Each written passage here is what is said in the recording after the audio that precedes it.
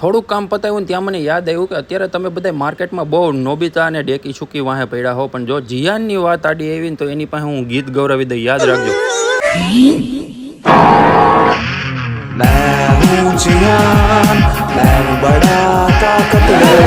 જીયાનને ગીત ગાતો ગાતો ન્યા રાખી દીધો ને હું નીકળી ગયો જમવા, કારણ કે જમવા તો જવું પડે ને, ભૂખ લાગ્યા રાખે ને.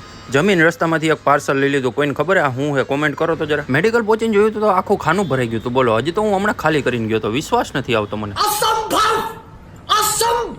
ગમે એ હોય, કામ તો કરવું પડશે. તો હું કરતો તો ત્યાં તો અમારે નાના શેઠ આવી ગયા મને હેલ્પ કરવા માટે. એ પૈતું ને ત્યાં તો નાનું એવું ગિફ્ટ આવી ગયું, કાજુ કિસમિસ ને બદામ વાળું. આહા, કામ જાજુ કરી લીધું હતું તો મોઢું ધોઈ લીધું ને મોઢું ધોઈને સીધા આપણે લાગી ગયા હતા અરીસા સામું સીન મારવામાં. થોડોક સીન તો મારવા જ પડે, તમને તો ખબર જ છે મારી.